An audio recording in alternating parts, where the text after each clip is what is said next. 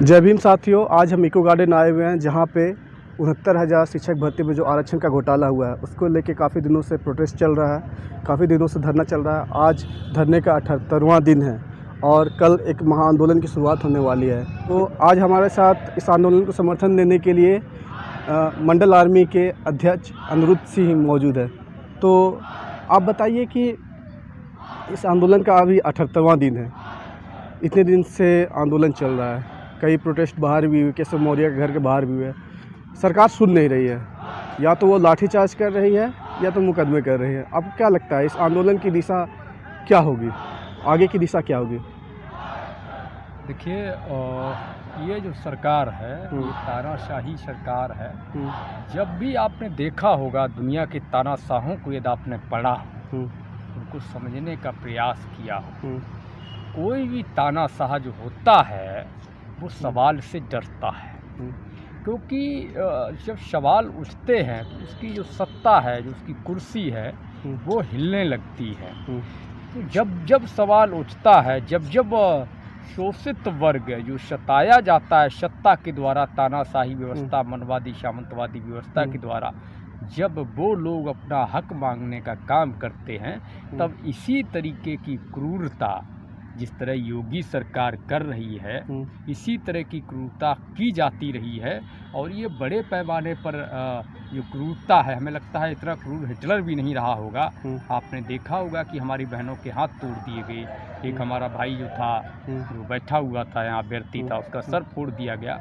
तो ये गूंगी बहरों की सरकार है, ये क्रूर तानाशाह सरकार है, सामंतवाद की पोषक सरकार है, ये ऐसे सुनने वाली नहीं है। तो इसको लेकर के ही मंडल आर्मी की पूरी टीम के साथ मैं यहाँ पर आया हूँ, और कल भारी संख्या में मंडल आर्मी के जो साथी हैं वो आएंगे, और तमाम जो बहुसंख्यक समाज है, OBC, SC, ST, Pasmanda, minority, उनके संगठन भी कल इस महाआंदोलन जो विधानसभा घेराव का जो है उसमें शामिल होने का काम करेंगे।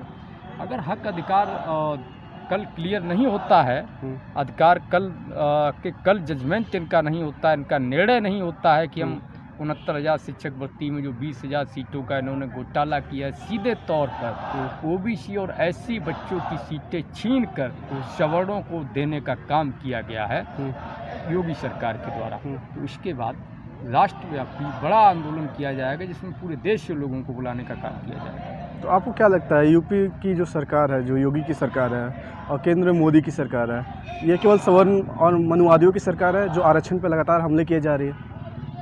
इसमें कोई शक नहीं, ये सवर्ण वनवादियों की सरकार है, ये मन की विचारधारा, यानी कि देखिए, हमारा देश बाबा साहब के संविधान से चलता है, और इस देश में संविधान और मंडल कमीशन जैसी दो व्यवस्थाएं हैं जो ओबीसी एससी के लिए मिली हुई हैं। लेकिन जो योगी जी हैं, देश को मनुस्मृति से चलाना चाहते हैं, यानी कि मनु के विधान से देश को चलाना चाहते हैं। उनको समझना पड़ेगा कि ये बाबा साहब अम्बेडकर, बीपी मंडल, पेरियार, ललन सिंह, रामास्वामी नायकर, भगत सिंह, बिरसा मुंडा, जयपाल मुंडा, जगदेव प्रसाद कुशवाहा का देश है।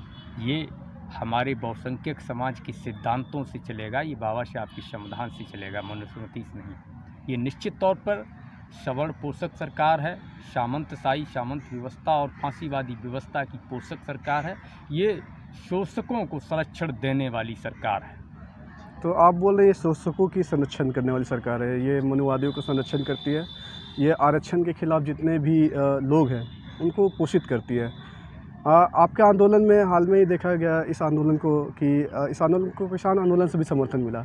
आज मुजफ्फरनगर महापंचायत में बोला गया कि ये जो आंदोलन चल रहा है, जहाँ पर आरक्षण घोटाला हुआ है, उसमें वो किसान भी साथ देंगे। आपको यह किसानों का कदम कैसा सराहनीय लग रहा है कि वो किसान आपके साथ लड़ रहे हैं, आप भी किसान के साथ लड़ रहे हैं? देखिए, हम किसान कौम हैं, और किसानों का समर्थन अलग नहीं है। अगर ये वो कह रहे हैं कि अब पिछड़ों, मजदूरों के बच्चों के हकमारी के खिलाफ जो हो रहा है आंदोलन, उसको समर्थन देते हैं, तो उन्होंने, मैं ये कहूँगा, उन्होंने थोड़ी देर कर दी है। ये समर्थन तो उन्हें बहुत पहले दे देना चाहिए था, क्योंकि जो किसान हैं वो 99% किसान में आबादी जो है वो ओबीसी एससी की है। एससी ओबीसी के जो लोग हैं हमारे जो है शोषित वंचित और किसान मजदूर वर्ग के लोग हैं। पहले हम किसान हैं, उसके बाद ओबीसी और एससी हैं। तो ये बहुत स्वागत योग्य कदम है और मैं किसान मोर्चे का तहे दिल से स्वागत करता हूं कि उन्होंने समर्थन दिया और आवाज़ उठाने का काम। आप ओबीसी में नीट आरक्षण का जो घोटाला हुआ उसका भी जिक्र अपने भाषण में कर रहे थे, तो ये लगातार देखा जा रहा है, चाहे वो प्राइमरी एजुकेशन हो या फिर मेडिकल एजुकेशन है, आरक्षण को ख़त्म करने की एक सिस्टमेटिक कोशिश हो रही है और ये भाजपा के राज में जैसे ही भाजपा सरकार में आते हैं ये बढ़ जाता है। इसका मुकाबला आप लोग कैसे करेंगे? देखिए, इसके लिए अब एक ही रास्ता है। हमारे जो नेता हैं वो गुलाम हो चुके हैं। अभी उन्होंने इसी चीज़ को जो है दबाने के लिए 27 कठपुतलियाँ सामने की थी कि कैसे इस ओबीसी में जो मोमेंटम खड़ा हो रहा है, जो ओबीसी के बच्चे, और सबसे ख़ास बात यह है कि अब ओबीसी एससी एसटी माइनॉरिटी जो एक होने का काम किए हैं और अपने हक अधिकार के लिए एकजुट होकर के जो लड़ने का काम किए हैं सामंतशाही व्यवस्था से, उसको लेकर के इनमें एक बड़ा भय व्याप्त है। तो इनसे लड़ने के लिए जो अब कदम शुरू हुआ है इसी को आगे बढ़ाया जाएगा और जितने संगठन हैं पूरे देश में बहुसंख्यक समाज की, हम सब लोग मिलकर इनका मुकाबला करने का काम करेंगे। अगर ज़रूरत पड़ेगी तो सड़कों पे आंदोलन ही नहीं करेंगे, सड़कों को जाम करने का भी काम करेंगे। 9 महीना से ज़्यादा किसान आंदोलन हो चुका है और यहाँ पे जो आरक्षण को बचाने की लड़ाई चल रही है प्राइमरी एजुकेशन में, उसके भी 78 दिन हो गए, 2.5 महीना से ज़्यादा हो गया। सरकार किसी की सुन नहीं रही है। तो ऐसा क्या आपके पास आंदोलन की रूपरेखा है जो सरकार को ये मानने के लिए राज़ी करेगी कि नहीं, आपने जो गलती किया है, जो अपने आरक्षण में वहाँ घोटाला किया, आपको सुधार करना होगा? देखिए, ये जो सरकार है ये गलतियों पे गलती करती है, ये गलती नहीं करती है, ये षड्यंत्र करती है। गलती वो होती है जो गलती से हो जाया करती है और उसको जो है सामने वाला बताने पर स्वीकार करता है। 78 दिन से जो हमारे यहाँ पर समाज के भाई बहन बैठे हुए, हमारी बहनें बैठी हुई हैं, भाई बैठे हुए हैं, 78 दिन है, 78वां दिन है आज। क्या इनको दिखाई नहीं दे रहा है? अगर इन्होंने गलती की थी तो इन्हें सुधार कर लेना चाहिए था, लेकिन इन्होंने षड्यंत्र किया है। हमारे ओबीसी एससी के 20,000 जो भाई बहन हैं, जो बच्चे हैं, उनकी सीटें लूट करके साजिशन सवर्णों की झोली में डालने का काम किया है। तो स्वीकार गलती को किया जाता है, षड्यंत्र को नहीं। षड्यंत्र को हमेशा षड्यंत्रकारी सफल बनाने का प्रयास करता है।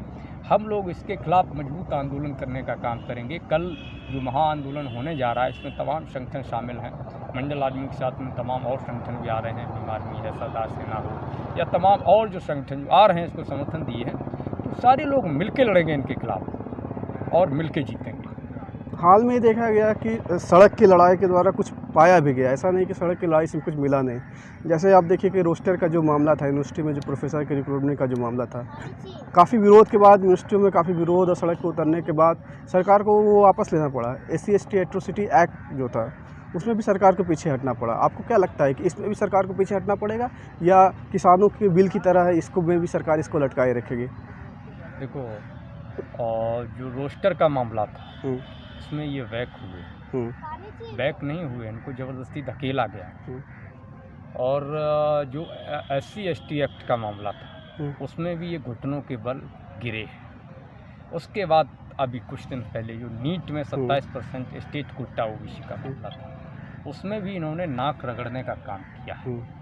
और ये चाहे 69,000 शिक्षक भर्ती का मामला हो या किसान बिल का मामला, इन दोनों में भी ये सरकार बैक पर आएगी और नाक रगड़ने का काम करेगी। लगातार यहाँ में जो अभ्यर्थी प्रोटेस्ट कर रहे हैं और एक तरह खास तरह के सुनने को मिला कि समाज के नेता कहाँ हैं, समाज के नेता कहाँ हैं, और समाज के नेताओं को लेकर एक चिंता है कि भाई कि हमारा साथ क्यों नहीं दे रहे हैं, ये हमारे आंदोलन में कब शरीक होंगे, या जब ये सत्ता में रहे या विपक्ष में रहे, जब हमारे साथ आएंगे ही नहीं तो हमारे समाज के नेता होने का क्या फ़ायदा। आप क्या ये चिंता को सही मानते हैं और क्या लगता है कि आपको यहाँ से अपील आप क्या करना चाहेंगे अपने समाज के नेताओं को? देखिए, चिंता वाजिब है और उन नेताओं को थोड़ी शर्मिंदगी महसूस होनी चाहिए जो ओबीसी एससी के ठेकेदार हैं। और जहाँ तक अपील का विषय है तो मैं यही कहूँगा कि वो अपना राजनीतिक हित और अहित को छोड़ करके जो समाज का हित है और जो ओबीसी वर्ग का, एससी वर्ग का हित है, मंडल कमीशन और संविधान के द्वारा जो शक्तियाँ दी गई हैं उनको जो कुचलने का काम किया जा रहा है, उसको बचाने के लिए इन भाई बहनों का साथ दें और कल जो है महाआंदोलन में शामिल होने का काम करें। बाकी इन नेताओं के विषय में अगर आप मेरी व्यक्तिगत राय लेंगे तो मैं ये कहूँगा कि अगर समाज में नेता होते तो ये लोग 78 दिनों से यहाँ नहीं बैठे होते। समाज में नेता होते तो नीट में मेरे जैसे 25-26 साल के युवा को जेल में नहीं डाल दिया जाता, है ना।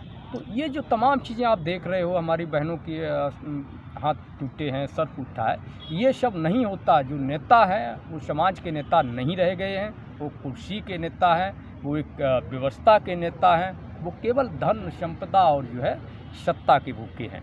सत्ता के नेता से आपको उम्मीद नहीं है, समाज के नेता सत्ता के नेता बन चुके हैं। समाज के युवाओं से आप क्या कहना चाहेंगे, जो बहुजन समाज से आते हैं, उन युवाओं से क्या कहना चाहेंगे? कल के आंदोलन के लिए आप क्या अपील करना चाहेंगे? बहुजन समाज के युवाओं से मैं कहना चाहूँगा, आज जगदेव प्रसाद कुशवाहा जी की शहादत दिवस है। कुशवाहा जी ने अपने एक सभा में कहा था कि पहली पीढ़ी मारा जाएगा, दूसरी पीढ़ी जेल जाएगा और तीसरी पीढ़ी राज करेगा।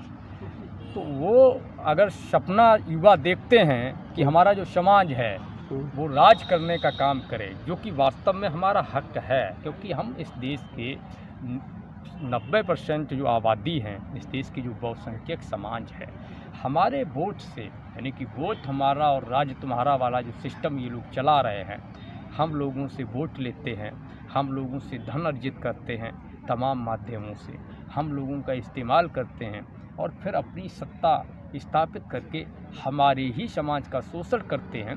तो बहुजन युवाओं से अपील है कि कल के इस आंदोलन में वो एक बार, आज अगर उनका मन नहीं है आने का, तो एक बार आज पूरी रात बैठ के बाबा साहब को, काशीराम साहब को, जगदेव प्रसाद कुशवाहा को, बीपी मंडल को, कर्पूरी ठाकुर को, पेरियार को, रामास्वामी को, तमाम जो महापुरुष जिन्होंने लड़ने का काम किया है, कुर्बानी देने का काम किया है, उनको पढ़ने का काम करें और उनको पढ़ने के बाद अगर उनको लगे कि नहीं मुझे आना चाहिए, तो कल सुबह वो यहाँ आने का काम करें। यूपी चुनाव बहुत नज़दीक है।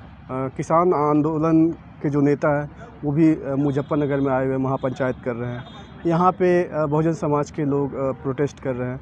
क्या लगता है कि ये जो इतने आंदोलन हो रहे हैं यूपी के भीतर या ये यूपी के बाहर, ये यूपी चुनाव में कुछ प्रभाव डालेंगे?